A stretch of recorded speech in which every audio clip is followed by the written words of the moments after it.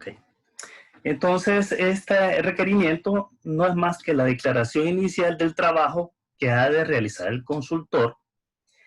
Y es cuando el consultor pues, se reúne por primera vez con el cliente, puede descubrir que ya ha preparado el cliente un proyecto. Aquí el autor le llama mandato también, y es el requerimiento del proyecto. Es decir, ahí contiene los aspectos que el cliente desea que comprenda la tarea. Se trata entonces un método adoptado, es decir, una categoría de clientes que prefieren que se haga de manera anticipada o por aparte la determinación del problema antes de hablarlo con el consultor. Y existe otra categoría de clientes cuya práctica consiste en redactar este proyecto después de que el consultor haya realizado el diagnóstico. Entonces puede recurrir incluso a contratar a otro consultor para que este consultor haga el diagnóstico preliminar y redacte el requerimiento.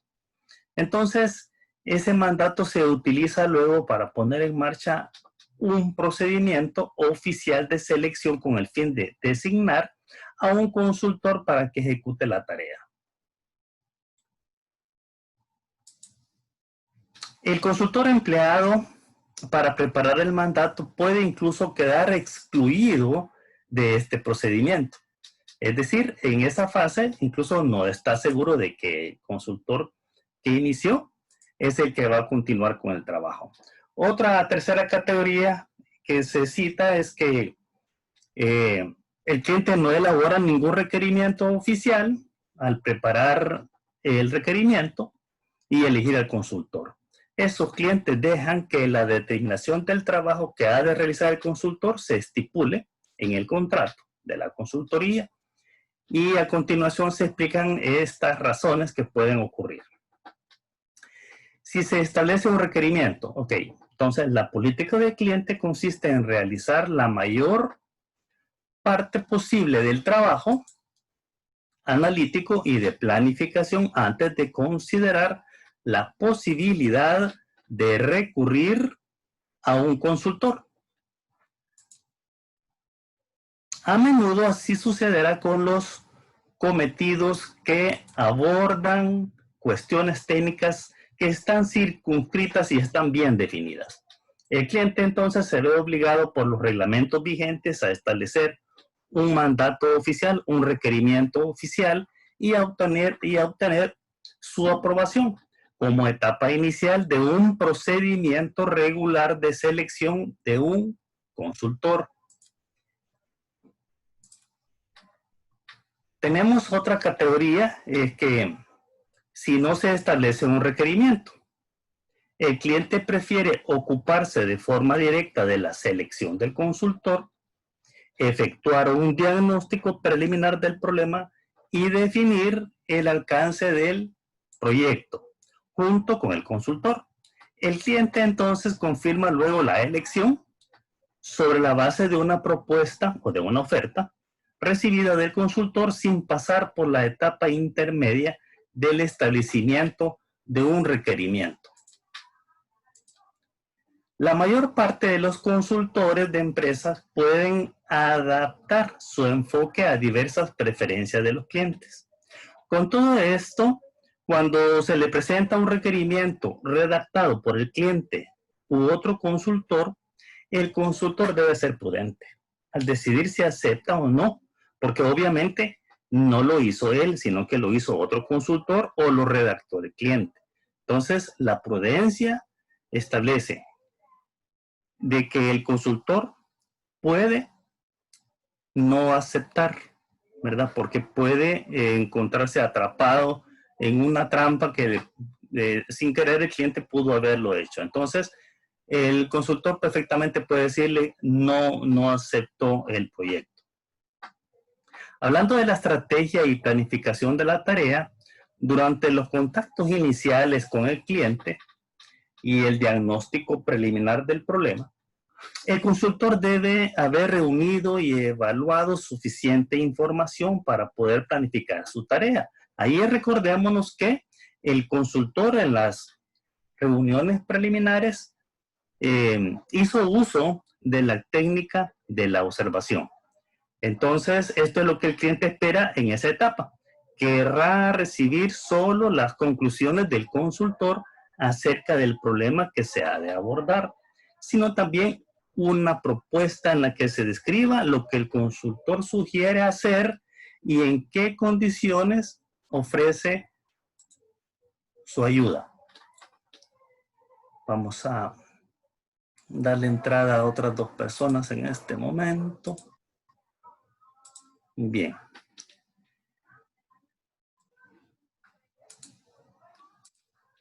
Entonces, en la práctica, ya desde su primer contacto con el cliente, el consultor viene reflexionando sobre el enfoque que se ha de adoptar, pero no adopta una decisión hasta después de conocer mejor la situación.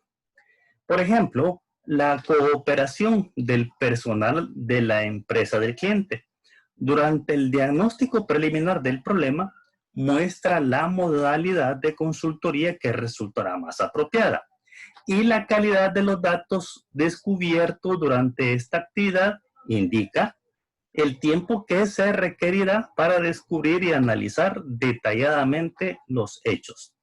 Un aspecto fundamental de la concepción y planificación de una tarea consultiva consiste en elegir la estrategia para asignar las tareas. Con esta expresión lo que se pretende es indicar los roles que realizará el consultor y el cliente. Acuérdense que en una consultoría es una labor conjunta. La modalidad de consultoría elegida, es decir, el ritmo de las actividades y la forma, la secuencia en que se va a ejecutar, en que se aplicarán y armonizarán sus intervenciones y los recursos que se van a asignar al proyecto. El plan de trabajo, incluida la estrategia que se seguirá, se presenta oficialmente al cliente en forma de una propuesta. La planificación del proyecto y la redacción de una propuesta no se determinan normalmente en los locales del cliente. A menos que se haya convenido otra cosa, el consultor regresa a su oficina con los datos que ha recopilado durante la fase de diagnóstico y elabora la propuesta, a menudo en colaboración con otros miembros principales de la oficina de la consultoría. Nunca debe dedicar más tiempo de que el cliente espera. El impulso se puede perder y las relaciones se pueden enfriar. Si el cliente considera que su problema no recibe una atención pronta. Entonces, las conclusiones del diagnóstico preliminar del problema se deben resumir y el consultor presentar una descripción del problema. Esta puede incluir una comparación con la definición original del problema que se le presentó al cliente. El consultor puede sugerir que esa definición se amplíe o se reduzca, o referirse a otros problemas descubiertos y a la posible evolución que se podrá producir mientras se realiza el proyecto. Entonces, el problema se enmarcará en la forma que proceda en el contexto más amplio de los objetivos, las tendencias y los recursos del cliente. Respecto a los objetivos que se han de alcanzar y a las medidas que se deben adoptar. En el plan de trabajo se describen los objetivos que se han de alcanzar y el tipo de actividades técnicas en que consiste el trabajo. Cuando nos referimos a los objetivos, estamos hablando como una concepción del sistema de información, de la reorganización, por ejemplo, de las redes de distribución de los sistemas, o a la introducción de un nuevo programa de formación de personal. Siempre que sea posible, los objetivos se deben presentar como medidas de rendimiento en forma cuantificada, donde se describan los beneficios que se van a obtener. si el proyecto se llegara a completar con éxito, que esa es la expectativa. Se formulan observaciones sobre los beneficios financieros globales con el fin de garantizar que el cliente entiende cuáles son las repercusiones.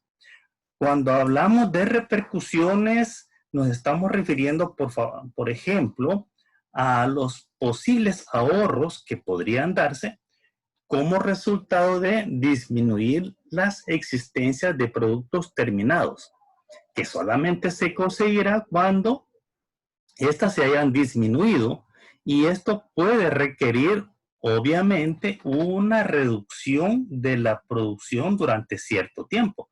A esto nos referimos, por ejemplo, en las repercusiones cuando se encuentra en el proceso de resolución de los problemas. En otras palabras, los beneficios se señalan en la forma que proceda.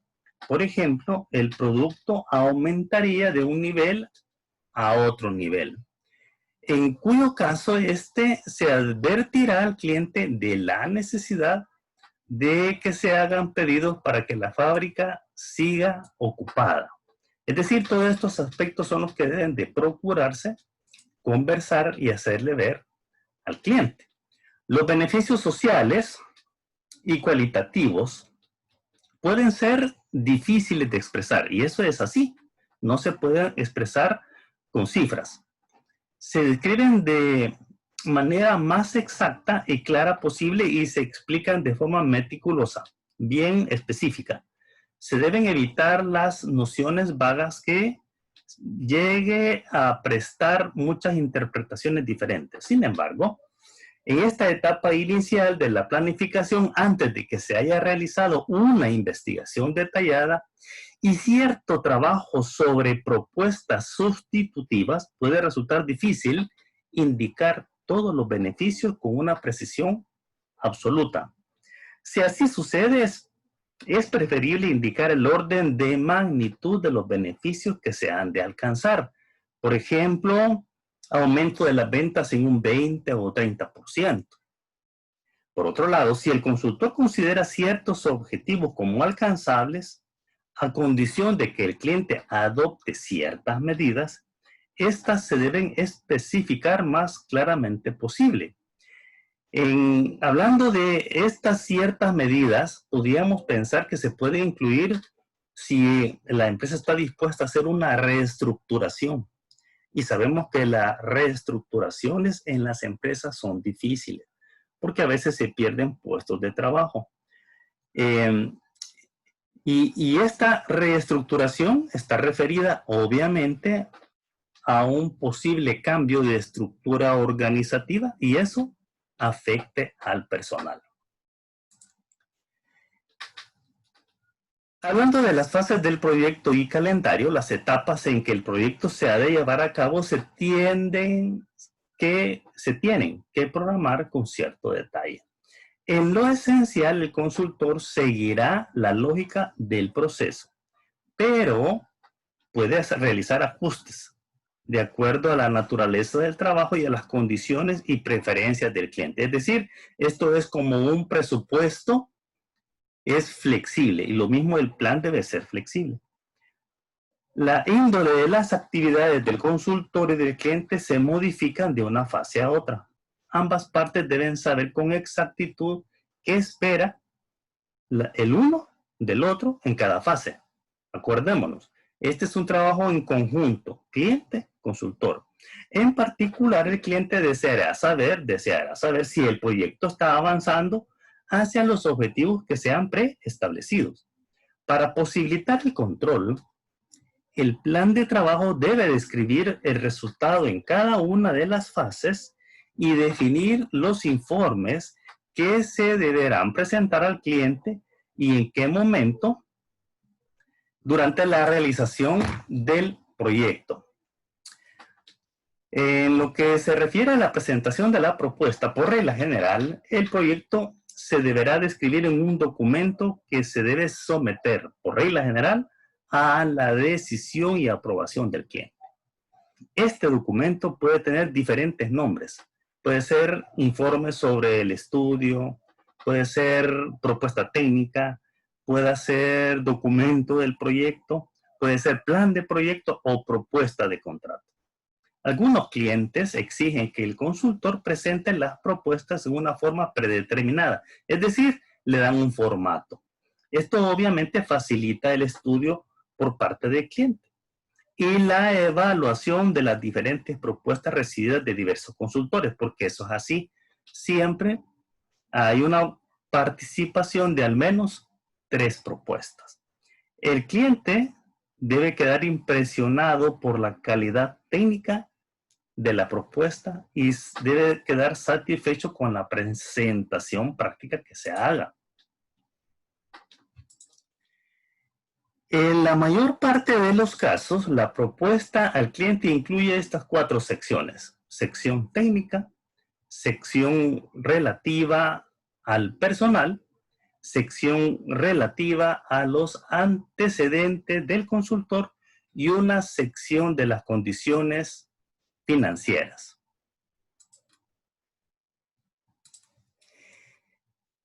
En lo que concierne a la sección técnica, ahí lo que se describe son las conclusiones preliminares del consultor sobre la evaluación del problema. La evaluación preliminar. El objetivo que se persigue, el método que se propone adoptar y el programa de trabajo que se tiene la intención de seguir. La sección relativa al personal, en él se indican los nombres, características de quienes realizan la tarea. Entre estos nombres figuran los de los consultores principales, es decir, consultores asociados, directores de proyectos, que serán los responsables de la orientación y supervisar el equipo que realice el trabajo dentro de la empresa. Por lo común, en la propuesta se garantiza la disponibilidad de determinadas personas durante un periodo limitado, por ejemplo, de 6 a 8 semanas. Si el cliente retrasa su respuesta o decide aplazar el proyecto, sabe que deberá aceptar otros consultores con características similares o volver a negociar el contrato. En la sección relativa a los antecedentes del consultor, ahí se describe la experiencia, la competencia de la empresa consultora en relación con las necesidades del cliente en particular. Puede abarcar una subsección general en la que se da información uniforme a todos los clientes y una subsección específica referente a trabajos parecidos, similares, relacionados en la que se aportarán pruebas de que la oficina o agencia de consultoría es el socio que conviene elegir. Las referencias relativas a clientes anteriores solo se puede utilizar con el acuerdo previo de los clientes, y eso es así. Se solicita a quienes se les ha dado consultorías autorización para poderlos incluir en propuestas y se debe obtener esa aprobación por escrito. En la sección de las condiciones financieras, ahí se indica el costo de los servicios, los considerandos que se prevén para cubrir los aumentos de los gastos que puedan ocurrir o gastos imprevistos. Y es decir, allí se debe definir, porque caso contrario, el cliente va a decir, usted no estableció la posibilidad de que podrían haber un aumento en los gastos o gastos imprevistos. Entonces, hay que incluir por ahí una partida. El plan de otras indicaciones relativas, es decir, el plan de pagos. Y el reembolso de los gastos y la liquidación de todos los compromisos. Es decir, que en algunos casos la empresa consultora realiza el desembolso y solicita que esto sea reembolsado por la empresa. En caso se refiere a un procedimiento de selección, la sección financiera deberá presentarse por separado. ¿Qué es lo que quiere decir? Va una propuesta técnica y una propuesta financiera. A eso se refiere. Entonces el consultor puede disponer de una descripción uniforme de las cláusulas de su contrato y adjuntarlas incluso a la propuesta. O a la inversa, algunos algunos clientes de empresa insisten en utilizar sus propias condiciones y el consultor tendrá que cumplirlas si no quiere perder el contrato. Es decir, algunas empresas tienen ya una política y un formato de contrato. El consultor deseará saber con qué criterios se le va a juzgar, se le va a evaluar. Por regla general, el cliente le comunicará esos criterios en la invitación que se hace para que presente la propuesta. En la mayor parte de los casos, el cliente indicará también los nombres de los competidores.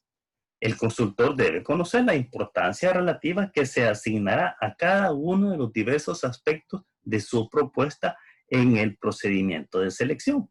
Y aquí tenemos que el Banco Mundial recomienda a sus prestatarios que atribuyan una importancia del 10 al 20% a la experiencia de la empresa consultora, de un 25 al 40% al plan de trabajo y un 40-60% al personal que está siendo propuesto para el proyecto. Por eso es importante de las características y cualificaciones del personal que ejecutará el proyecto, porque ahí está principalmente la mayor valor porcentual de la propuesta, 40 a 60%. Generalmente esto es utilizado en todas las empresas. Hablando de la negociación de la propuesta, el cliente y el consultor pueden negociar cambios en actividades y roles que se proponen, roles del cliente y roles del consultor, lo cual debe conducir a acuerdos comunes donde ambas partes se vean beneficiados. Respecto a los honorarios del consultor, estos representan un precio justo por un servicio profesional de alta calidad, por lo que es importante no dar oportunidad de debate. Y si acaso lo fuere, debe estar preparado para dar un margen de negociación que se considere justo. Normalmente, los empresarios están dados a siempre solicitar una reducción de los servicios de la consultoría. Entonces, lo que se hace es que el consultor debe estar preparado para poder dar ese descuento. Si la empresa, que siempre va a ser así, solicite la rebaja, ya en la propuesta está considerado eso. Entonces se le dice, nuestro trabajo está garantizado que vamos a proveer un servicio de alta calidad. No más podemos concederle, y ahí se dice, ya sea un 5% o un 10%, pero este descuento ya está considerado en los valores que se han formulado como parte de la propuesta. Muy bien. Este es el material para este día, jóvenes, y estaríamos listos para el próximo jueves, para la siguiente clase. Si hay alguna pregunta, pues con gusto podemos verla. Licenciado, fíjese que Sí. yo me metí tarde a la plataforma y no me di cuenta que el laboratorio era para el día de ayer. Y Ya como te lo normalmente lo perdiste. hacemos después de recibir la clase, pensé que era para hoy, pues. Pues fíjate que ese último laboratorio dimos ¿Sí? un plazo bastante extenso.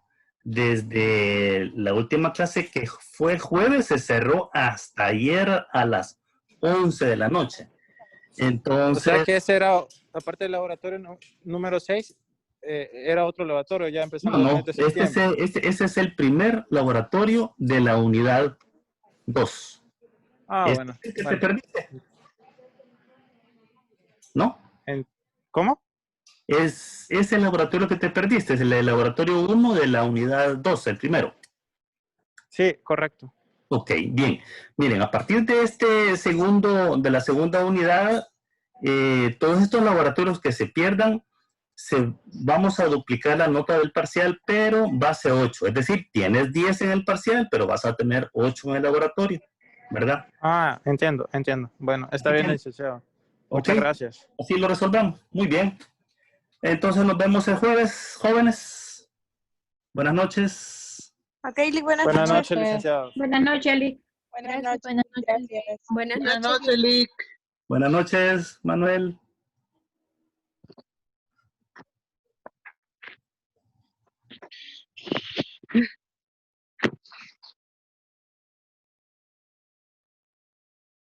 Uy.